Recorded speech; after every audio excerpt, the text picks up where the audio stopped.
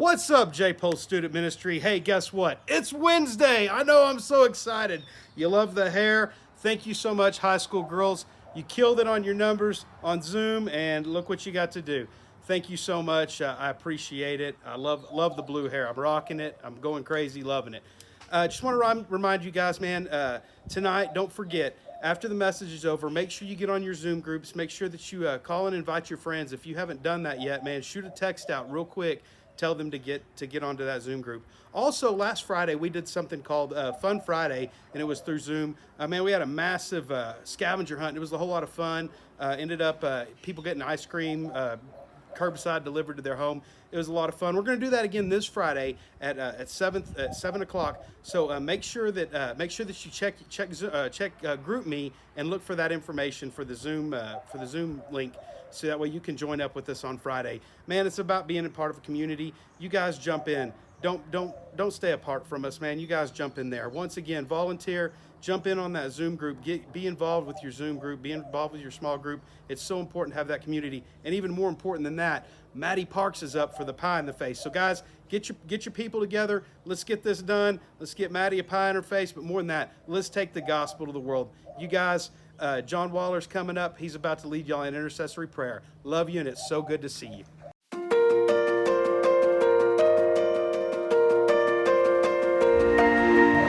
Hey, JPulse, this is intercessory prayer time. I hope and pray that at this time you guys are all doing great. I know it's been a tough transition, but this time, especially during these challenging times that we're in right now, is very important.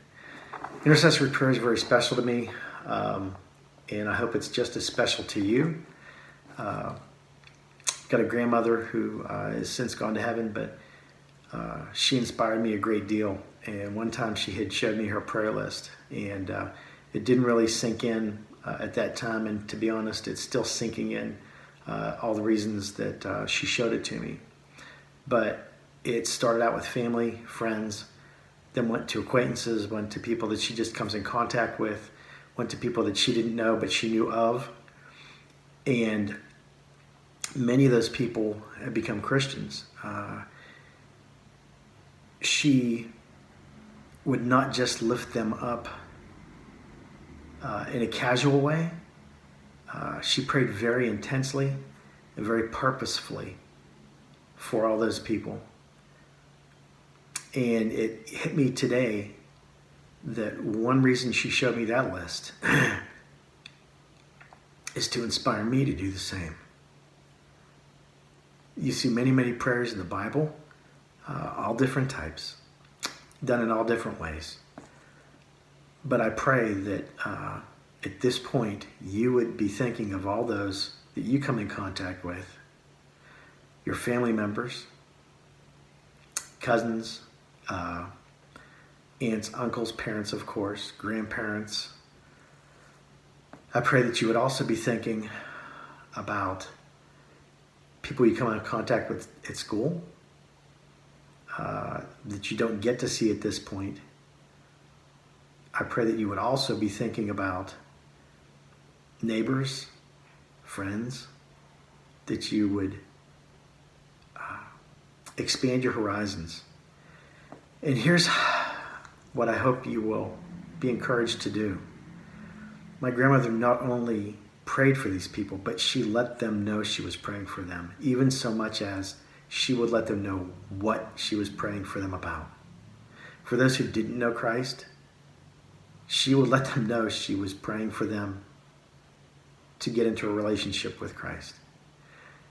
For those who did and were struggling with something, and she knew what the struggle was, she would let them know that. That opens up all kinds of conversations. And you never know who you might actually get the opportunity, the privilege to lead in the prayer of knowing Christ. Let's go to prayer.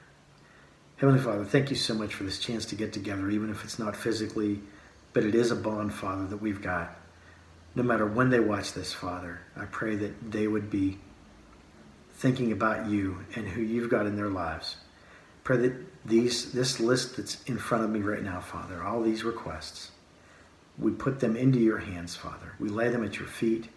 We know that you will answer each and every one of these in your time, because you know the perfect time. I pray that you would inspire us to be not just those who write down a name, but that we would pray earnestly and honestly, and we would do it with diligence, Father, every day. And then, Father, I pray that you would give us the courage, that we would not let fear stand in the way, that we would open our mouths and let these people know that we're praying for them. Let these people know that the church is praying for them. And let them know why we're praying, Father. If it's to come to salvation, I pray that we would let them know that. And then we would be ready, Father, because of time we're spending with you, to give them an answer as to why we're praying for that. Thank you so much for your love, for your devotion to us, for the examples that you've given us through the Bible, through family, friends, through church, through stories, Father, that we hear. Thank you so much for doing so much for us. I pray, Father, that we would do just this little thing for you and be available so that you can use us in prayer, in support of others. Thank you so much for your love. Thank you for this time. Thank you for this group. Thank you for this church. Thank you for all that you're doing. In Jesus' heavenly name, amen. Now, let's get ready for worship. Hi guys, I hope y'all are having a wonderful week this week. Jazz is going to be bringing the message. So without any further ado, let's get to worshiping.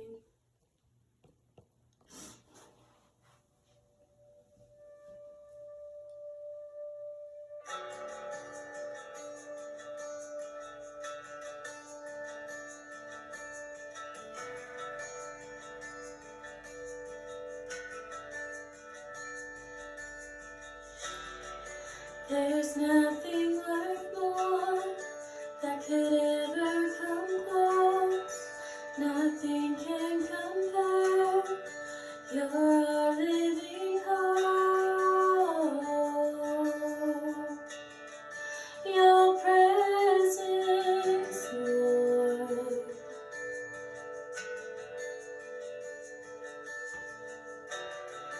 I've tasted and seen of the sweetest of loves, when my heart becomes free and my shame is undone.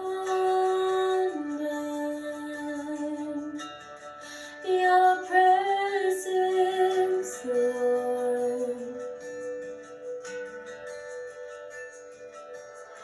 Holy Spirit, you are welcome here. Come flood this place and fill the atmosphere. Your glory, God, is what our hearts long for, to be overcome by your presence, Lord.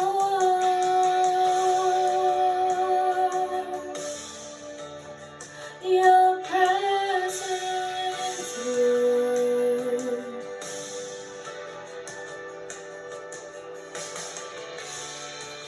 There's nothing worth more that could ever come close.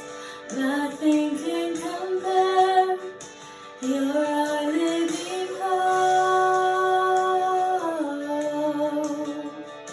Your presence, Lord.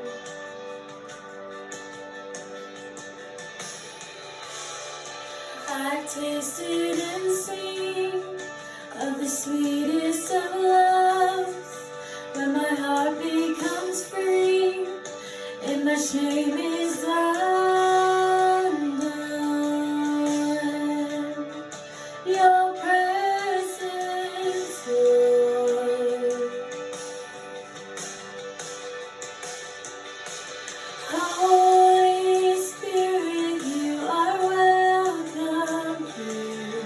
Come flood this place and fill the atmosphere. Your glory, God, is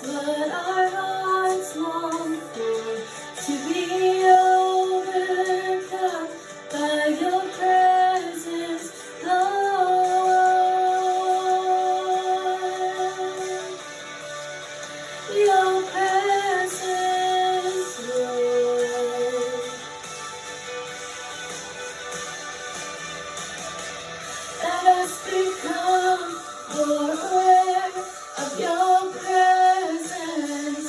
Let us experience the glory of your goodness.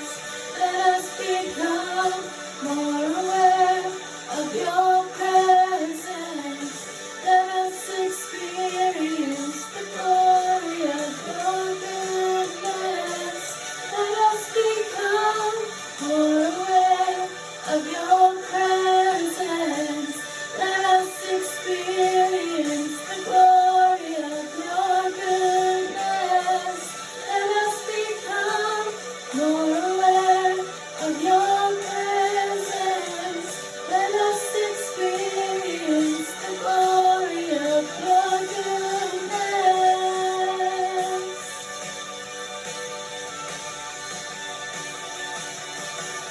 Holy Spirit, you are welcome here. Come flood this place and fill the atmosphere.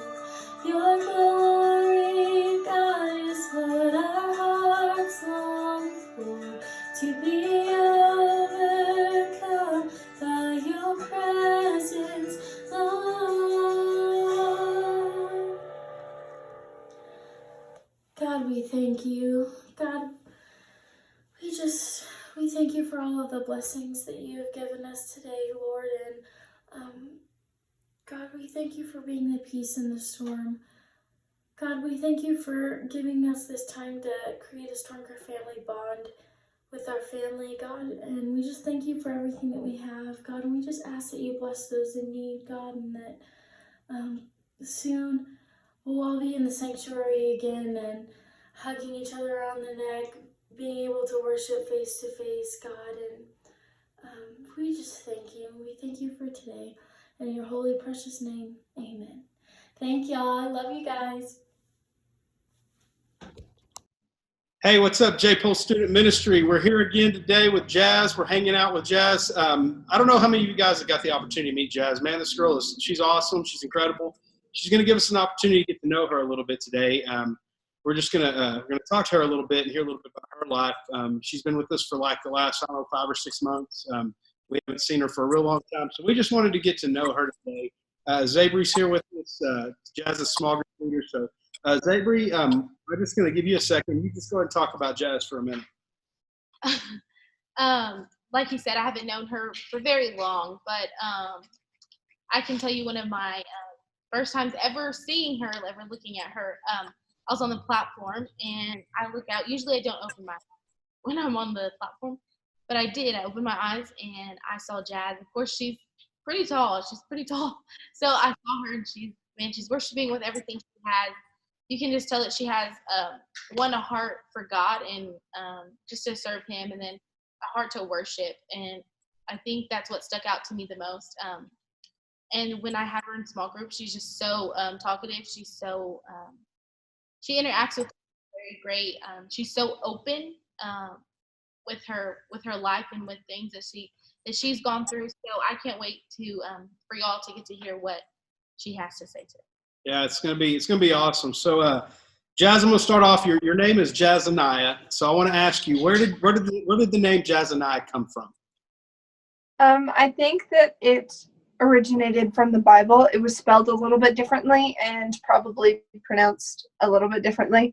But my mom, she really, really likes names. Everybody in our family has an interesting name, especially our middle names too. They kind of coordinate with each other. All of the girls in our family, we have our middle name is one of the fruits of the Spirit. Mine is Joy, and my older sister, hers is Love. And then my younger sister is Faith. And then my brother, his middle name is Peter. So. That's awesome. That's so cool how your parents got your names like that. Yeah. Incredible. My name's not a real common name either, so I get asked that question pretty often, and probably Zabry as well.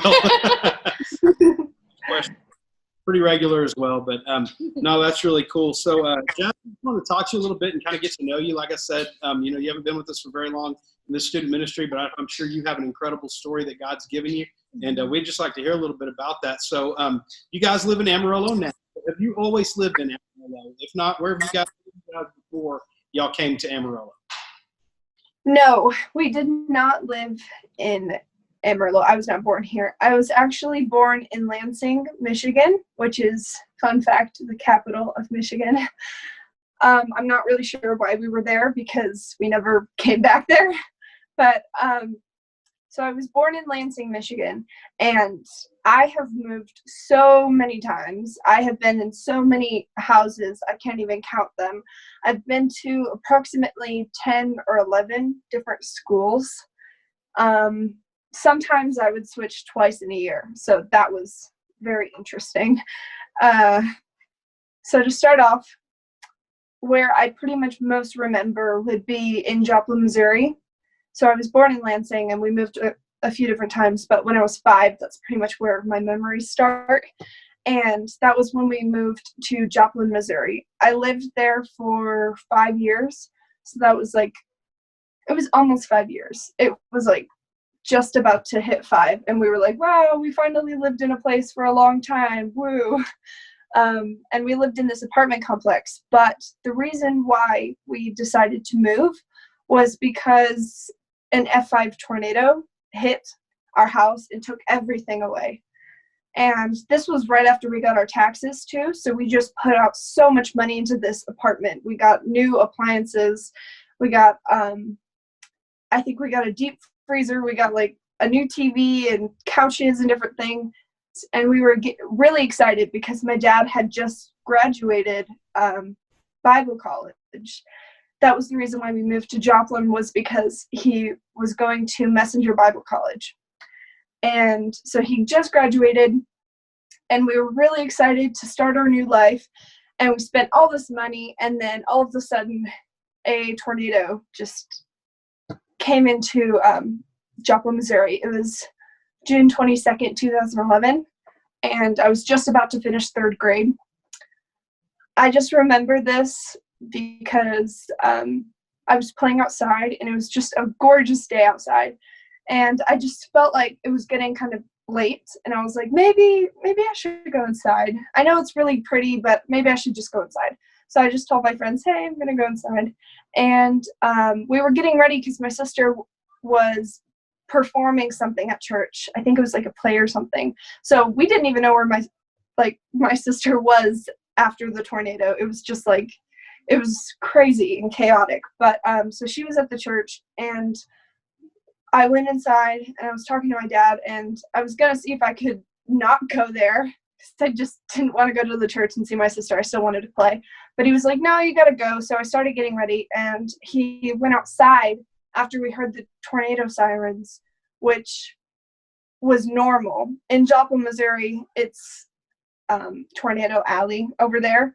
So a lot of times tornado sirens would go off and people would be like, oh, it's okay, it's okay. So that's kind of how we felt. But he went outside and he looks over, and within like a quarter of a mile, there was a grocery store, and he just saw it get torn apart. And within like a minute, he just said, everybody go downstairs. And go downstairs does not mean the basement. It meant go to our main level, which was our neighbor's house. And he literally kicked down the door to get in because we were knocking and they weren't answering. And they were like, whoa, what are you doing? And my dad's like, there's a tornado. We need to go in the laundry room. So we were sitting in there, and within like 15 seconds, it hit. And it was so crazy because we were actually in the eye of the tornado, which is very, very quiet. So everything around us was being torn apart, but we were in the center, which is the safest spot. And it was just so crazy because our neighbors, they weren't Christian, but they were praying out loud. And I remember how odd it was because I'd grown up in the church, but I remember thinking, this is so weird, and everybody was freaking out. My mom was trying to call the police. I don't know why, but she called her mom, and like everybody was saying goodbye. We really thought that we were going to die, and I was just sitting there praying and going over things that I knew. How when you're in a tornado, you duck your head, and I was trying to hold my siblings and like push their heads down to protect them. And I remember my mom had told me this. I was so young, and I was oblivious. But my mom, as she was crying out, I just remember this, as she was crying out, to protect us, she actually heard an audible voice of Jesus, and she thought that it was my dad originally, but he was like, no, I didn't say anything. And because she was like, please help us, God, help us. And he just said, calm down, everything's going to be okay. And I just think that's so amazing. She's told me that. She's told several people about it. And sure enough, we were okay. I'm alive. And that's kind of just so crazy to me now that I think about it. But after that, because we spent all of our money on new appliances and everything to start our new life, we had no money. So we were just kind of homeless for a while. And they decided to cut off the rest of the year. They were just like, yay, you did it, you graduated, or yay, you finished third grade, you're done, you're moving up. And so all the way that entire year I was homeless. I didn't get a stable home or apartment until my 5th grade year. And we ended up moving back to Michigan because that's where our family was. So we were just kind of like staying in motels or hotels, whatever we could afford that month, and or with friends. And so we were in there, and my dad kind of had like an okay job, but we found a good job for my dad in Livonia, Michigan, which Livonia, Michigan is near Detroit. And that's actually the longest place that I've lived, which was 6 years. But while I was there, I also switched schools several times because my older sister, she kind of had a harder time in school. And she had a few different incidents with bullying. And I just kind of wanted to stay and protect her. So every time that she would switch, I would switch with her. And then it is now my freshman year. And that was like the best year of my life. I was in dance and swim, and I was on student council. My sister had an amazing year. She was in all of these different sports. That was her junior year. And it was just amazing. And then all of a sudden, my dad, he got a call and said, hey, so hear me out. I have a job offer in Amarillo, Texas. And we were like, what is Amarillo, Texas? We're moving to Texas? I don't even like country music. Why am I going to Texas? That was my initial thought. I actually do like country music now, by the way. But so he was kind of selling it to us like, hey, it's going to be awesome. We're going to have more money, because money was always an issue. And so to hear that we could get more money because my dad had a better job, it seemed enticing. So we were like, oh man, I just made all these friends, but I guess it'll be better for the family, so let's go. So we came down here, and like the first month, it was just a disaster. Nothing was working out, and he ended up working at this call center, which after a couple of months, they even shut down. The call center just shut down, and they were like, yeah, nope, we're not doing it anymore. And they were like, what? We just moved all the way here. So for a while, as we were here, we were just struggling and wondering why we're here. I mean, we had to move for a reason, right? Everything happens for a reason. And so we were just really lost for a while. We weren't really going to church either.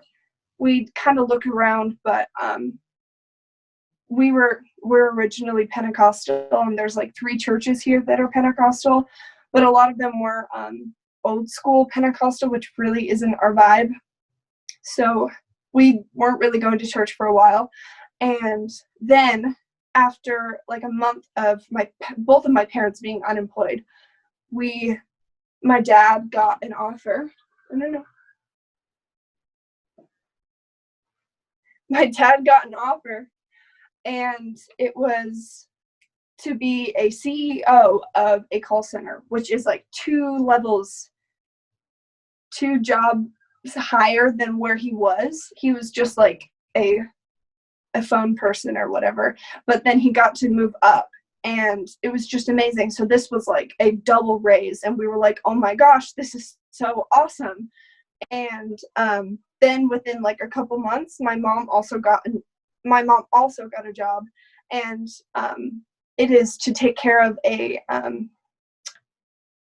elderly man. So that's what she's doing right now. She takes care of this man named Mr. Lewis, and my dad, he has this job, and it was so amazing. And we were like, wow, thank you, Jesus, that we finally got a job, and we're slowly moving up in our social class because we finally got to get money, and we finally get to get things that we need, and we can actually take time to say, hey, let's go out to eat, because that was never ever something that you would hear was, hey, let's not cook and let's just go out to eat. Like, that was so crazy to be able to do that. And so it's just pretty amazing that we can now do that, and we're finally like kind of middle class a little bit, not really, but it's awesome. And once we moved over here, my dad got that job, and my mom finally got this job, and we started to settle in the house that we are at right now. The crazy thing is that the last house that we were at, it was close to the old loft location, and we'd heard about it because I can't remember her name, but somebody blessed us when we didn't have a lot of money, and I think it's Pastor Roland's wife. I can't remember her name, but she helped us when we needed some things, and she took us shopping, and we were just so blessed to be able to do that because that wasn't something that we could normally do. And so we heard about the loft, and I was like, hey, can we go there? And my dad was like, I don't really know about it that much. So we were going to Trinity, and we didn't really like it. We didn't feel like it was home or anything, but it was a church, and we liked the worship, even though it was pretty much like a concert. But the music, I don't know, we enjoyed it, and that was kind of what we had at the moment. So yeah, the loft location was really close to our old house, and then we ended up moving over here, which is where we are now, and it's like super close, very, very close to the new location. And I was like, Mom, I know you said that we're probably not going to go, but we're right next to it. Why can't we just go? I mean, that's got to mean something that we just moved and it's right there. So we decided to go, and as soon as we got there, I adored it. The kids got to go to class, and we saw Pastor Roland's wife, and we were like, oh my gosh, hi, I think I know you. And it just like felt so welcoming. And then we ended up starting to get involved like immediately. I don't know why. Normally we wait a little bit, but we just dove right in. And I started going to the youth group, and I just loved it so much. Everybody was so nice. And I told them that I like to worship. I was like, yeah, I kind of like to sing a little bit. And they were like, hey, let's do it. And so then I got to do that, and I just think it's so amazing that I have that opportunity. So that's where I am right now in Amarillo, Texas. It's really awesome, guys. You're 18, right? Yes. Okay, so in your 18 years, you've lived a lot of life. You've had a lot of life lived in that time. So I kind of want to ask you some questions about that time in there, and kind of how God interacted in that time, and your response to him. You mentioned going through a tornado. You mentioned living life pretty rough. Not always understanding or knowing what how y'all were going to eat the next week or whatever else was going on. Through a lot of different ups and downs. So I want to ask you a question about that. If in your life, can you tell me about a time when you felt the closest to God? Just like you felt like God was just right there with you. What's one time in your life? Well, I have kind of two times, because the very first time that I started to get closer to God, and I was like, wow. I mean, I learned about you all my life, but I didn't really know you. And it was kind of after the tornado when I was like, you literally protected me. I must have a purpose in this life, because wow, I'm alive, and we were inside of a tornado. It blew my mind. And that was when I really started getting closer to God, and I was kind of like, well, God will provide. I don't need to worry about this. And that was that. It was really difficult though, because we didn't have a house. So I just had to keep on saying, okay, God will provide. It's okay. It's going to be fine. And my mom would say that to me all the time, but it was very difficult. So that my faith was really, really high after the tornado. And then it started going down, and everything kept on going wrong.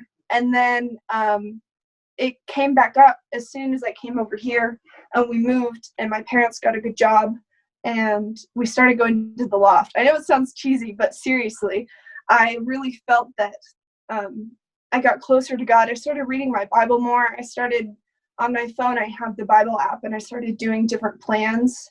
And I don't know, I felt like now that I'm older and I can really understand why things happen, and I can kind of look back on my life and everything, and I'm like, wow, this is amazing. So I feel like I am closer to God now. That's really awesome. With following God and trusting Him and just having a relationship with Him, we know that it's not always easy. So when is a time that you've ever, like, the greatest time where you was like, you were doubting God, like, I don't think that, maybe like you didn't think that He was there, maybe you didn't think He was listening. When was the time that you ever felt that? You see, it kind of happened when my parents, they lost their job. And this would happen so many times growing up. We'd get a job, it sounded so enticing and amazing, and then all of a sudden they would just lose it. And we're like, why? Why did that happen? And I started to get really upset, and I would get mad. And at some point in my life, I was mad at my parents because I was like, well, why can't you keep a job? This makes no sense. Like, it can't be that hard. But it wasn't meant to be. And I'm kind of oddly thankful that it happened, because then we wouldn't be where we are today. They wouldn't have that experience of whether it was a misunderstanding or people getting offended. It was a learning experience to make us the people that we are today. So in those moments where you went through that, what would you say would be the moment? How did God bring you back into that connection, that relationship with Him?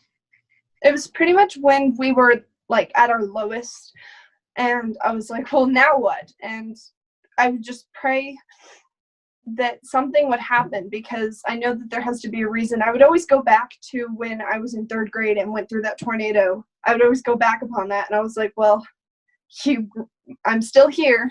There has to be a reason. There has to be a purpose why you protected me and my family. And so I would go back to that. And then it just kind of reminded me and everything. I can't really remember what the question was. Can you say it again? Yeah, I think it was, what was a moment where you really felt disconnected from God and He brought you back? And I think what you just said was probably a really good explanation of that. Yeah. A lot of times we'll do that in life. I know I've been there where I've been, like, I was just down in a hole, and at that point I was like, finally, hey, God, reach up, reach up to Him, and He pulled me back up. And I don't know, sometimes I wonder, why didn't I do that before I was all the way down here? Because Yeah. it might have made part of that downfall not so rough, because God always tells me He's there to walk with me, but that's just something all of us as humans, we struggle with and everything. Oh, yeah. Mm-hmm. Well, if you could thank God for just one incident in your life that has happened, what would it be and why? Thank Him for one incident that happened. I feel like I'd be thankful for, let me think for a second. So I've moved so many different times, right? And they all seemed like bad things. And I would always get really, really upset that I would have to move right after I got friends or right after I would establish myself. And I would always be so upset that I'd have to move again. And, but the thing is that every time I would move, I would learn something about myself, or I would meet somebody and they would teach me something along the way. Or I just learned how to kind of communicate with people and be a people person. And I don't know, I guess I'm thankful for, even though it didn't seem like it, for moving so much, because it really helped me be the person that I am today, helped me be able to make friends and stand up for myself and just be the positive person that I am today. So That's awesome.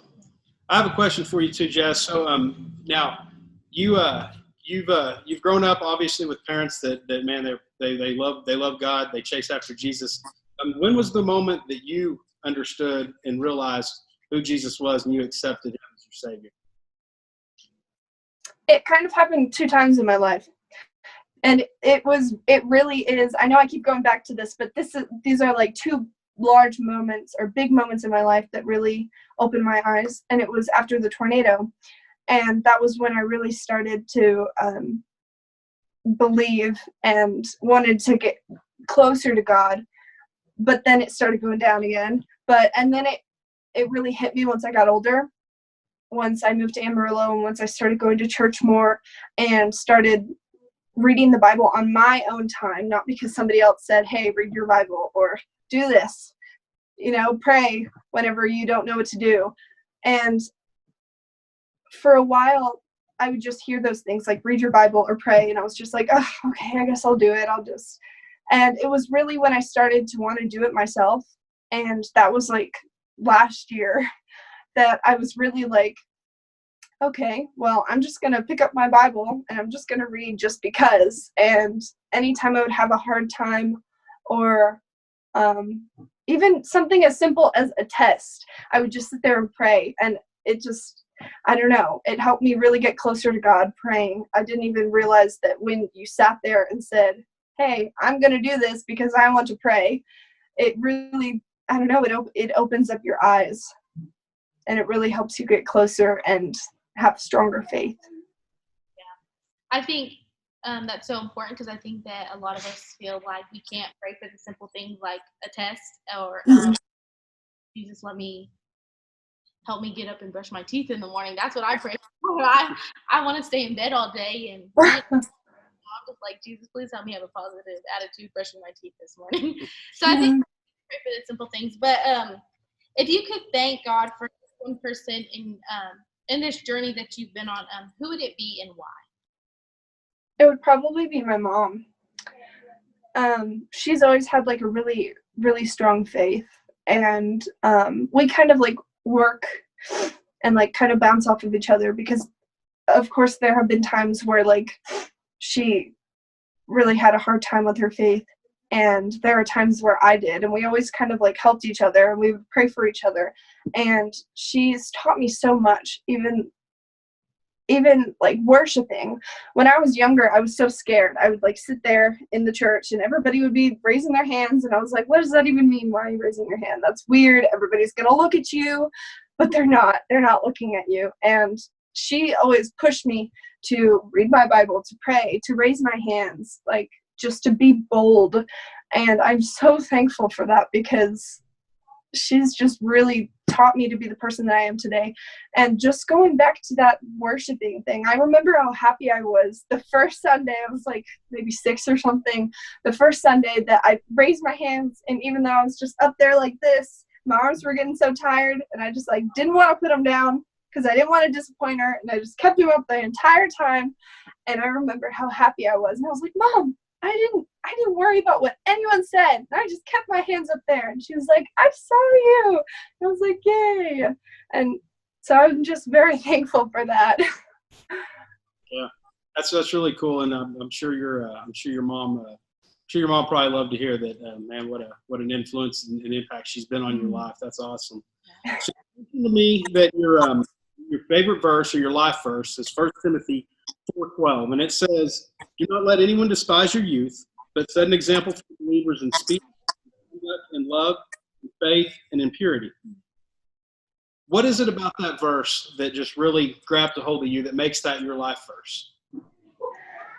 I just really like how it's saying don't let anyone look down upon you because of your age. That just really caught my attention because as you're growing up, not just me, but there are so many people that when they grow up, a lot of older people or adults or teachers, sometimes even parents, like a kid will try and say something, try to express their feelings or their opinion or something strong that they believe in. And these adults or these older people, they'll just be like, oh, well, your opinion doesn't matter, or oh, you're young.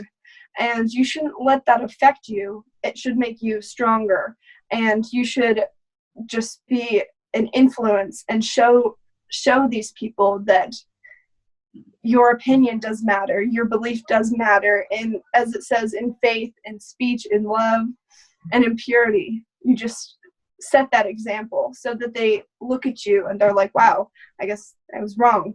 But it's different than just saying, no, you're wrong, I'm right, I know I'm right. But you just set that example, and it's just kind of like this silent thing going on. And I just think that it's so powerful that you shouldn't let it get to you. If somebody says you're just young, you should let that fulfill your, yeah.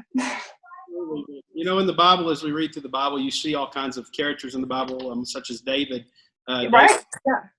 He was really young whenever God called him up. He was a teenager, Goliath. So I think about that and how, you know, his brothers and everybody else were saying, "Oh, you can't do that." Even the king, you can't do that. David's like, "No, I know who God is. Watch and see." Mm-hmm. So anyway, That's awesome. So obviously, you love worship. Yes. On the youth worship team. What is it about worship, Jazz, that is just so special to you? I just really like that when you're worshiping, it's just when you're not thinking about anything else and you're just crying your heart out and you're just singing at the top of your lungs, even whether it's in tune or not, because sometimes when you're really upset or whatever, you just cry out and you're just singing and nothing else matters. But it's just like this intimate moment that you have with God, that you don't have to worry about what anyone else is saying, if anybody is looking at you, and you're just up there. And it's like this way of prayer without actually praying or without saying anything else, but just singing. And even just playing music, even just playing on the piano or playing the guitar, it's just, I don't know what it is, but it's just this amazing connection that you have. And I just love it so much. that's really good. Yeah, I agree with that 100%. They're very hard to describe. It's an amazing feeling, but it is very hard to describe. Well, Yeah. You know, we enjoy seeing your heart when you get up and sing, Jazz. You do an incredible job, and you lead in an amazing way, right with the student ministry. And I can't wait till all this is over so we can get back to that again. It's going to be good. Yes. I have one more question for you, and then we're gonna ask you one last thing. But my last question I have for you is, if you had to tell someone why it's important to be a Christian, what would you say? Wow, that's a very difficult question. Can you repeat it one more time? So if you had to tell somebody why it's important to be a Christian, why is it so important that you're a Christian, or why is it so important that they would accept Christ? What would you say to them? Why would you tell them, why is this important? I guess another way to ask that is what about your life is so different because Christ is in it, and that would change their life and make their life different. What's one of the biggest things that you've seen in your own life from once you've accepted Christ? Well, I'd say that first off, it gives you a purpose, because when you're kind of sitting here and you're not a Christian and you're just kind of like in this world, there's really no reason for what you're doing, and why you're working so hard, or why money matters. And it really makes people sad. Now that when you think about it, it makes all these people depressed and angry and wonder why they're here. Why can't I just leave? And that's when people are suicidal and depressed and sad. But when you realize that you have a purpose and that God put you here for a reason, to bring other people so that you can be in heaven in this amazing place where you don't have to work hard, it makes you happy, and it just makes you positive. People always ask me all the time why I'm always so positive and happy and why I'm smiling all the time. And I'm like, well, why not? I mean, there are so many great reasons. Yes, there are bad things in this world, but there are so many great things to just forget about all those bad things. And that's why I think it's important for people to be Christians, so that they can be happy, so that they're not depressed and they're not sad and they just want to sleep and just give up on life, but that they have a purpose and a reason, and so that they can feel happiness, because it's great to feel happy.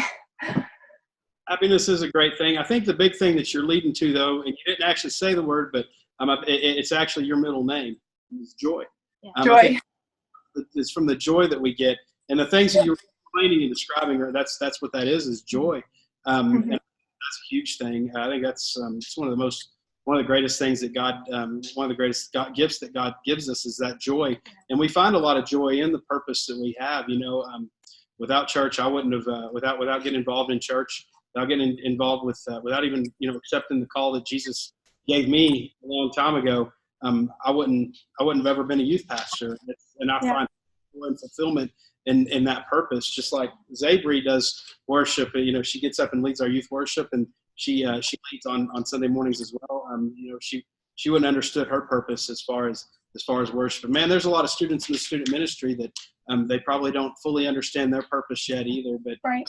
that's a great. I think that's a great point to make to everybody is just from the joy. Even you talk about going through tornadoes and living through the different moves and everything else. But the reason we can keep joy through those times and whenever bad things happen in our life, it's because of Christ in our lives and because he's there to give us that support and carry us through it. So I think that's awesome, Jazz. I think that's so awesome. Well, I have one last thing for you, and I'm just going to ask you, is there anything else you want to say to the student ministry or to anybody that's going to be watching that's watching this video? So anything else you'd want to say to them? I think that if people are having a hard time and that they feel like they're at their lowest, it's kind of like that cheesy saying of when you're all the way down, there's no other way to go but up. It's kind of like that. It's that I think that God will provide, and that you need to really keep that in your head, that you don't have to be anxious or worried because God has a plan, and there's only one way to go, and it's just up. So when you're all the way down, don't worry, because there are going to be joyful days in the morning. Good. That's awesome. Yeah, that's so good. Jazz, I'm so thankful that you got up here and shared your testimony. Let us know a little bit about who you are and talk to us about Christ in your life. Man, I'm just excited to even get to know you more and to get to do ministry with you more. I do want to encourage JPulse Student Ministry. I want to encourage you guys. Last week we talked about it at the closing. I want to encourage you again. We had a few students get up and they shared why Jesus is so important in their life. They did like a 2 or 3 minute video on Facebook, Instagram. I'm going to encourage you to do the same thing.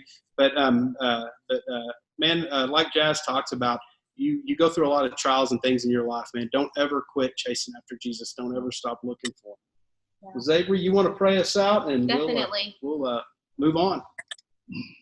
So, Father, we just thank you for just the opportunity to get to know Jazz on another level. God, just to be able to see her heart, God, and to see the passion that she has to chase after you. God, we just pray that, God, that you're just protecting her family, God, that you're protecting her, God, and that you're just protecting everybody that's in the student ministry, God. I know that it's been a difficult, God, and man, I just pray that we are able to come back soon, that we are able to be alongside of each other, able to hug each other next, God, and just be with each other.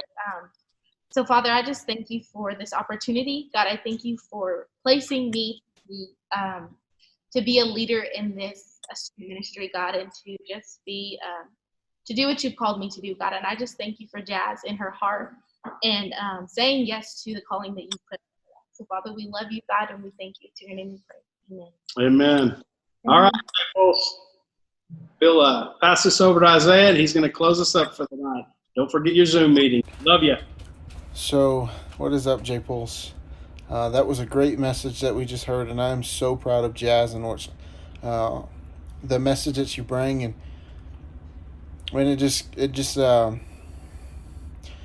the story that God writes in our life is just it's just uncompared to anything else that I can ever imagine. Our testimony shares so many different things, and we've heard we've heard 4 testimonies now, actually 5 now, and man, every time God is just revealing different things to us through the different lives of each person. And so, guys, I just want to encourage you that your testimony means something. Your testimony is just as important as the seniors. Your testimony is just as important as your parents. And sometimes we think our testimony isn't important because there wasn't drugs or this bad situation or something like that. Those things aren't what define your testimony. Those things aren't what define your testimony. What defines your testimony is you were living in sin. You were living without Jesus, and then you came to know him, and that's what changed your life. That is the defining moment in your testimony, and that's what makes it all worthwhile, is you coming to Jesus and you sharing and chasing after him and things like that. And that's what Jazz explained in her testimony, that she came to found Jesus, and then she her eyes opened to worship, and her eyes opened to many other things in her life that she didn't see before because God opened her eyes. And I thank God that he did, and I thank God for bringing Jazz to us. Guys, I just want to remind you that the competition is on for one more week, and we finally get to see Maddie get pied in the face. I know that at the beginning of this video, I believe you should have saw Pastor Roland's new hair, and I can't wait to see Maddie get pied in the face, to be honest with you. But guys, I want y'all to keep engaging, keep pushing to get people in your Zoom meetings, and guys, like we've said, as soon as we get back, we're gonna have a major just fellowship night and time of worshiping with each other and loving on each other. But guys, we just pray that we get to see you guys soon. Continue to come and hang out with us on Fridays. We're gonna keep doing that as long as we can, and keep pushing to be with you guys and to gather with you guys, even though we're far apart or we're not together, or we're not physically getting together. But guys, this is a time of fellowship, and don't forget that. Guys, we love you. Go to your Zoom meetings. Don't skip out on that. Please don't skip out on that. Please go to your Zoom meetings and fellowship with your peeps, man. Fellowship with your small group and fellowship with your small group leader. If you have any prayer requests, either drop them in the comments or share them with your group leader. And guys, we love you. And we thank you for watching, and please continue to watch and stick with us. Guys, we hope to be back with you soon. Love you guys. Bye.